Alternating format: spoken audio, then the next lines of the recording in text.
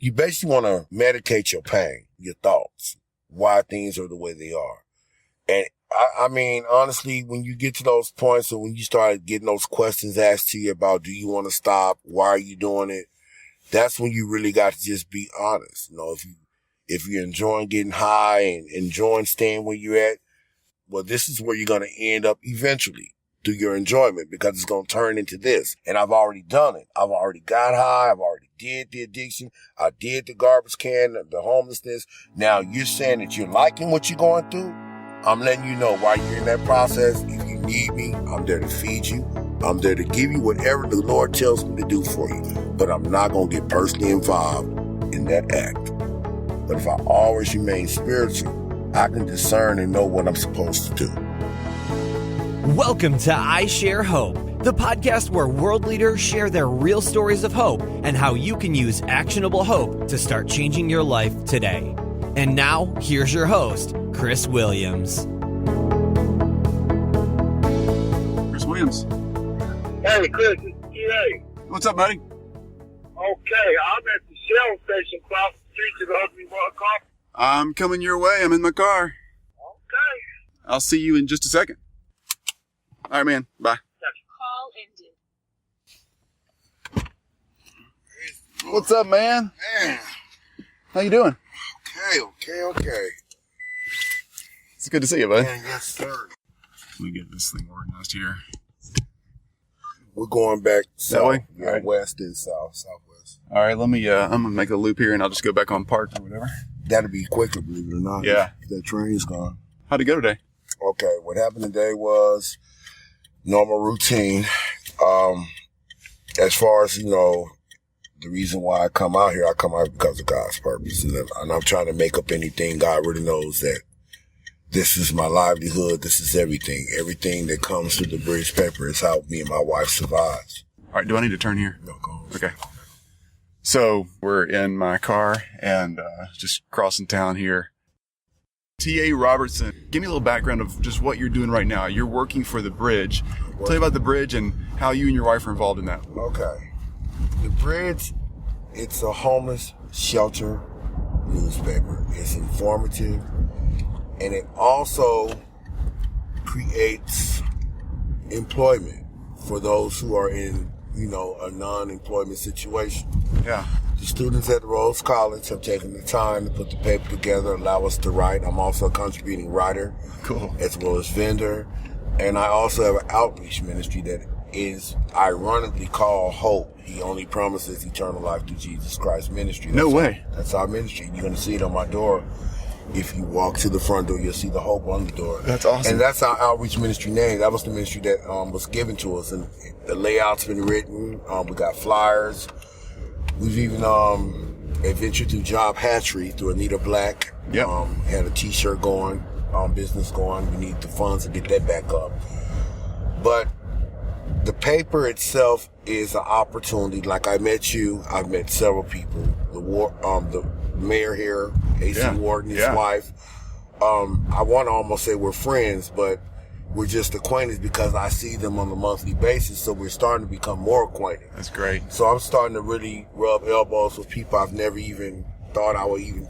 People I would see on TV, I'm starting to become in their circle on the outskirts. Yeah. But I'm still able to wave and say hi to them. That's awesome. Yeah. That's really great. So he's a good mayor. I really respect what he's doing. I dig. He's a people's person, man. Yeah, he is. One thing he said, his quote is this, and I asked him could I quote him. He said that if everybody can just decide to grasp the concept of change, no one has to have the same ideas, but if you do, that's cool. Yeah. But just grasping the ideal of change and walking in that, we all can make a difference. So when he told me that, I just latched onto the part I can change. Yeah. And that's homelessness and bringing people to Christ. Man, that's really cool. The 5 questions of hope, here's how they work. And you just answer them however you want. They're really straightforward and tell stories. Get me kind of in a place where you've been. Kind of question 2 and 3 get into more stories. But question 1 is pretty simple. So first question, how do you define hope? Or do you have a favorite quote about hope? If you had to put your own, label on there, what would you call it? Coming from T.A. Robertson, That's all that matters right now. Yeah. Yeah. It's a two-part to that. First, there's a living testimony part to the hope that really indwells inside me. Good. We'll get to that in a minute then. Yeah. Exactly. But the far is just basically telling you what hopes mean to me. Yeah. It's eternal. Eternal. It's knowing that, we've placed a trust. Well, I placed a trust in the area that through my hoping I've come to know that's true. Mm-hmm. So hope for me is a gateway towards belief, faith, trust, starting over. Okay, yeah. Especially starting over. Yeah. Because without hope, you can't start over. If you already think you're doomed and there's no really way out, what is there to hope for? The word would even exist. You're right. There has to be a next step or another day. Yeah. So with just understanding that the word exists, and if you're like me, you're gonna just keep on going straight. All right. If you're like me, you're gonna realize what's the origin to hope. Yeah. And that's the second part I was telling you about, the origin. All right. Well, question 2 then, you may get into that here. 40 and however you can just stay here and take it straight on down. So do I need to turn? Just go and take it straight ahead. Okay. Go straight ahead. All right. So, question 2, who's been back there in your life? Who's given you the most hope in your life?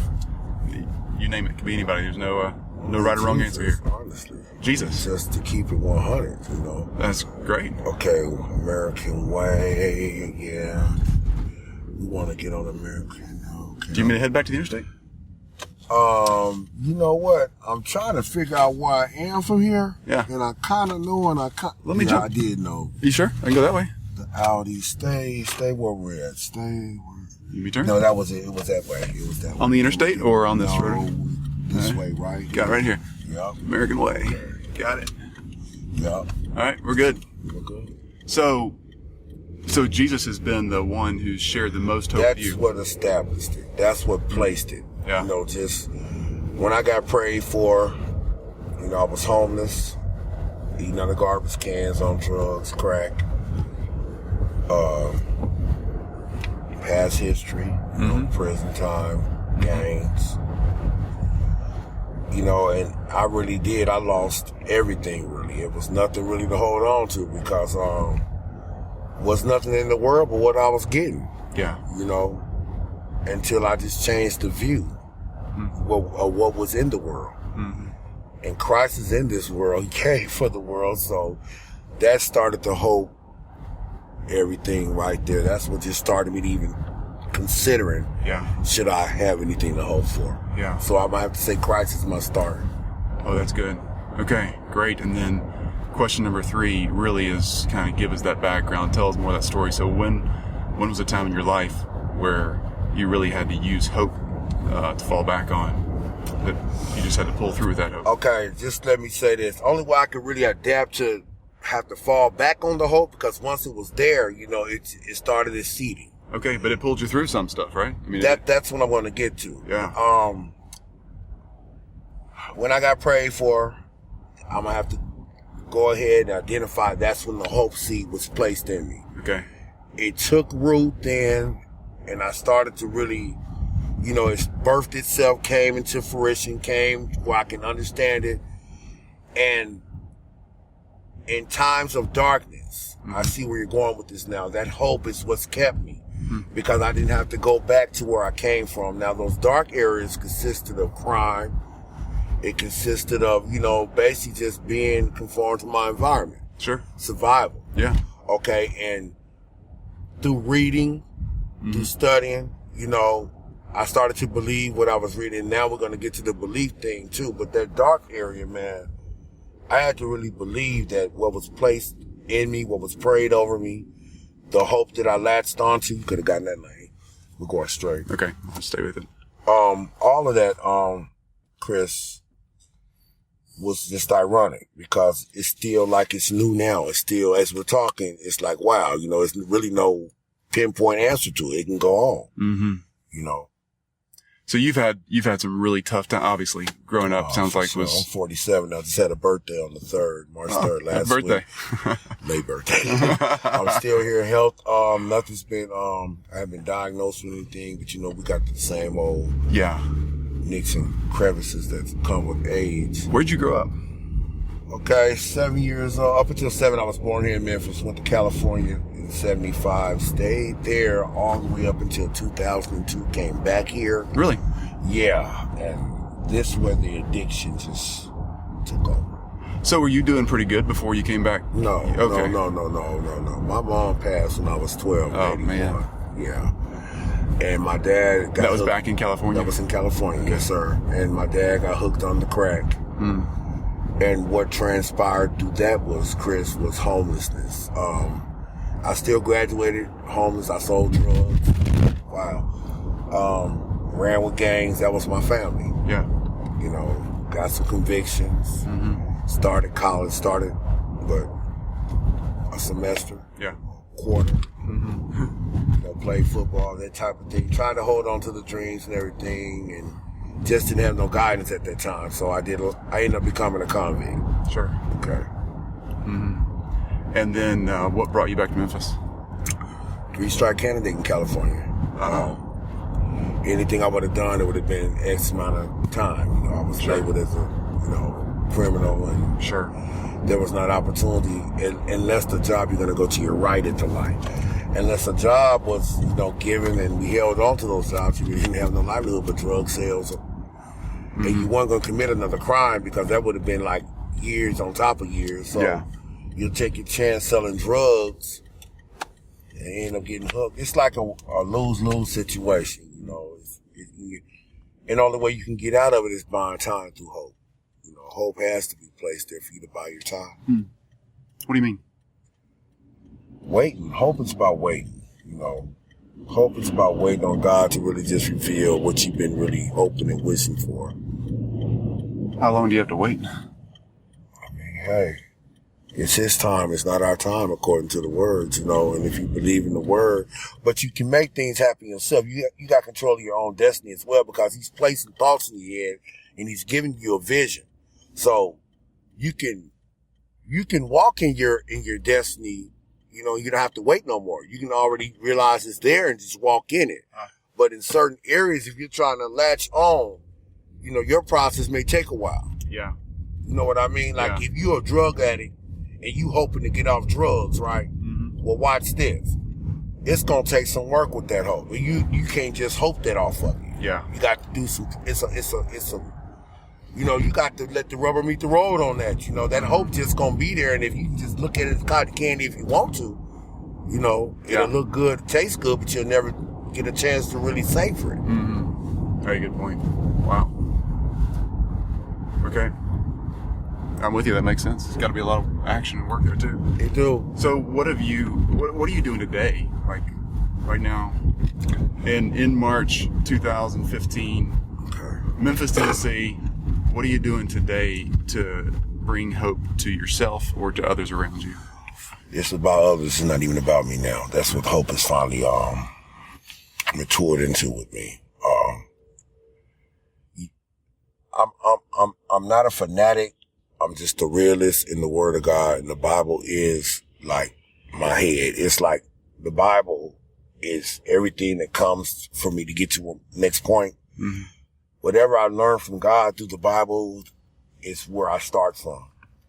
So in 2015, March 12th, today, Thursday, I'm seeking ye first the kingdom of God and all His righteousness, and everything will be added to you. That's my bottom line. I use my discernment. I ask for His guidance, His wisdom, His knowledge, and everything else will be taken care of. And that's what I asked Him for. When I was in my addiction, I asked for just knowledge and wisdom and His spiritual guidance. Because anything else I wouldn't have been able to handle. I say, yeah. Because you couldn't. You could have gave me $1 million right there and I'd have probably died OD. Yeah. You could have told me I was running this. I wouldn't know the first thing about running nothing. Because I was an addict. Yeah. I was a survivor. I was, I don't know how to conduct myself in general public. Sure. I wasn't even hygiene, my hygiene's weren't even up to par. Yeah. So how can you place all of this, everything I'm asking God for, and God don't use, I don't see God bringing you a bag full of feces saying, this is for me. Right. I don't look at God like that. God is good, right? So he prepares a table for you in the presence of your enemy. If he prepared a table for you, I think God wants you to eat. You just got to trust that he got your back. So really, that's just the format. And I really wish I can pour that in every individual, even you, Chris. As I'm talking, I'm hoping something's, latching on to what you heard, because the Bible said faith comes through hearing. Yeah. So I'm hoping that something latches on and you're like, wow, we need to do something with TA. Well, I learned from every one of these interviews are just big learning opportunities for me. So that's great. I appreciate you sharing that and being that open. I really do.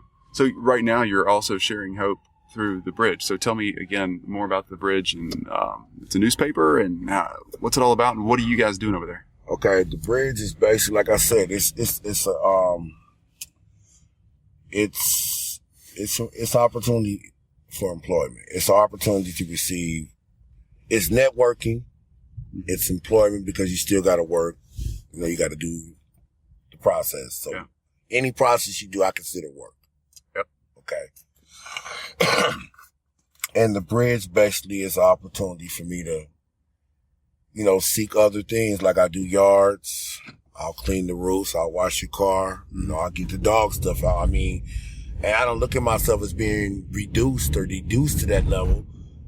That's not a bad, let's work, man. Honestly, and it's opportunity, because and only through Christ I've learned about these opportunities. It keeps jumping back to what I really believe in, right? Yeah. Because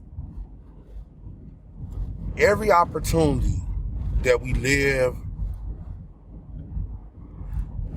in, every opportunity is an opportunity for God to show up and really,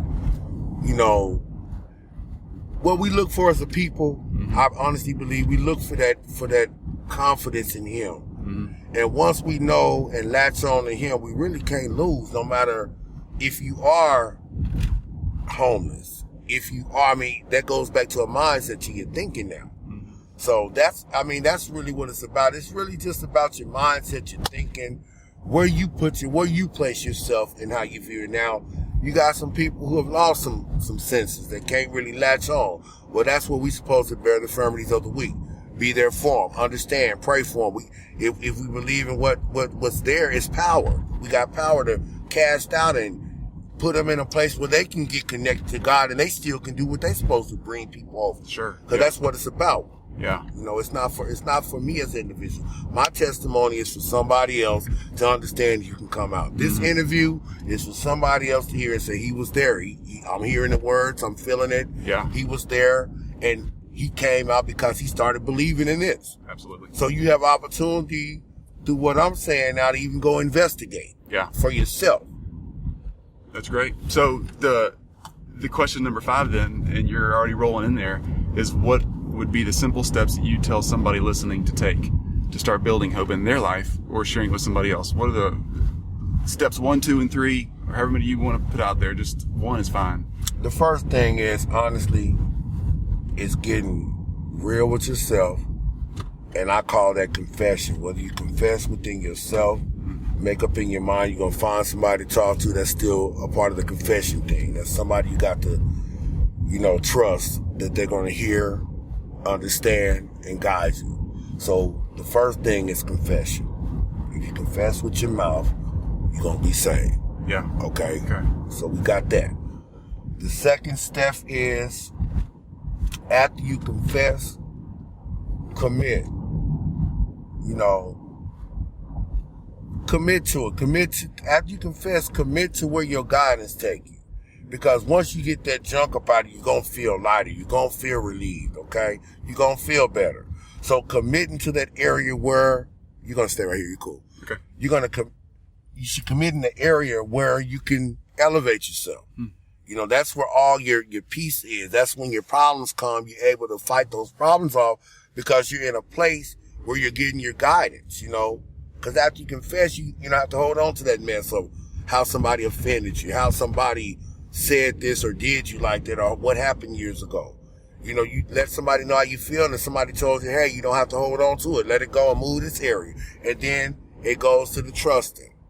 Then it goes down to, you know, acting, you know. Yeah. I mean, the steps really they can.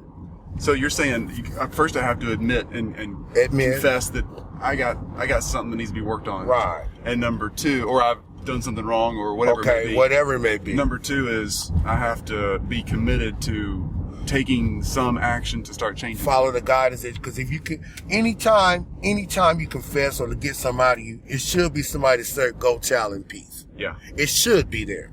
But even if it's not there, just the spirit within inside, you should feel a lot lighter because you finally got this garbage lifted off of you. You ain't holding it no more. Mm-hmm. And now I can start taking some action, and I'm hoping the person I confess to may be able to help me think through a few steps that I can start working. That's just it. When you start to confess, you got to really just get yourself in a place of humbleness. Yeah. You know, because it's not going to work the way you want it to. And that's where the trusting and all those other parts, you know. Yeah. Yeah, that's good. And I didn't exclude prayer out of there because prayer is the key. So prayer is the head of all of this to take place, because to get to where you can start confessing, you got to pray it. You got to pray it into you. So you got to ask somewhere. You got to be broken down, ask it in, somebody give you some guidance. Okay, this is what took place. Okay, feel better now, live. So admitting that you got something wrong to work on and praying for help and bringing somebody else into it so you can confess it to them, be open about it, and then let them start guiding you towards some good steps. I mean, that's the opportunity. Yeah, I mean, that works in rehab. It works in school. It works on the job. It works everywhere if you can just listen to what was said. Yeah. Because any place that you're at, you didn't create that place. Yeah. Any place that you're at in life, you didn't create that place. You just happen to be on a journey, and now you acknowledge where you're at. Now you do your assessment. You do your, inventory of what's taking place, what's good, what's not. And you have to latch on to what's working for you. And without a relationship with Christ and the Father, I mean, it's really hard for me to give you some guidance because that's been it for you. I mean, I don't understand how it works for an atheist. I don't understand how it works for a Muslim, a Buddhist, a Jehovah's Witness who wants to turn things around, and I don't understand it. It's basic to me. It's basic to me. Because this is the place that you've connected. This is, just for me. And it's a relationship with Jesus that's gotten you to where you are. And that's just for me. And I'm just not going to say I'm trying to force my ideology or my thoughts upon you, but that's just what I've taken. It's about you answering the questions your way. That's great. I appreciate your honesty. I really do. Yeah. So, man, that's great. So how can we, that's the fifth question. How can we take some steps? So that honesty, just admitting you got something to work on, and praying to ask for help, strength to work on those things, and going to somebody else and being honest with them and asking for steps from them. Those are great 3 points. So how can we know more about you, follow you? So you do some stuff with The Bridge, which is a paper that is written and produced and distributed by... I'm going to make it right. Okay. Left. That's right. By the homeless community and people getting homes, but coming from that background. So if you're doing some writing and things like that there, how do we find about you in that? You can always find, you can always have a connection with me. You're going to have a personal connection with me if you choose to. That's all. I gave you my information. Got one right now, yeah. Cool. So I hope we hold on to that for life. I really do. I really appreciate that. I want God to bless whatever, whatever. I just hope me and you just always be saying, how you doing? This is where we at. I need some assistance, or what do you need from me? I want to always be available to you. I appreciate that. So that's in my heart. The second thing, through The Bridge at Rhodes College, you'll always be able to connect with me and my wife. And that's the memphisbridge.com is, I think, the website there. You got the card. I'll give you one of the papers, so forth. And if you're in Memphis listening to this, you can buy those papers for $1 a piece. Exactly. Awesome. But what we ask you to do, honestly, is do more than $1 because we're out here looking for hope. Yeah. And when you bless somebody, they ask, they pray, and they're out here, they don't know where it's going to come from. Mm-hmm. And you really can get somebody close. It's an opportunity. It's like every opportunity we have to bring somebody to Christ is really right here in our face. Mm-hmm. It's through our giving. It's through our love, through our understanding. Not through your misgiving, not through your misunderstanding, not through your misguided aspects of love. It's through the authentic principles. Make your, see that sign right there on the corner? It says Lamorne on? Yep. Okay. All right, great. This is Walker Street. Great. We're almost here. And that's good. That's what I was looking for. So the bridge, the memphisbridge.com, and any articles in there, I'm assuming will have, what do you go by as an author? T.A. Robertson. Just your name? Minister T.A. Robertson. All right, nice. Not ordained yet, but I will be. Yeah, I love it. I'll look forward to seeing some of those. Keep going straight here? Yeah, we'll keep going straight. You're going up to the light and we're here. All right, so when did you move in over here? Well, this is what happened over here, Chris. Wow. Is that Elmwood Cemetery next to us? That's it. That's where everybody died of the yellow fever. Man, it's got a lot of sad stories over there, but it's a beautiful cemetery. When did you leave the streets and get a home or a place? My last time in rehab was 2008. That's the last time I considered myself. Well, I still was homeless because I stayed with my auntie, stayed with my cousins, stayed here, stayed there. But I wasn't on the streets, eating out of garbage cans. I started really going to church, started latching into people like you. Yeah. So I've been on this journey since 2008. When you're just down and need something to kind of lift your spirits, get you back off your butt again, and what are you going to listen to? What kind of music? You know what? I'm not even going to drive you, man. It's just any type of gospel music, right?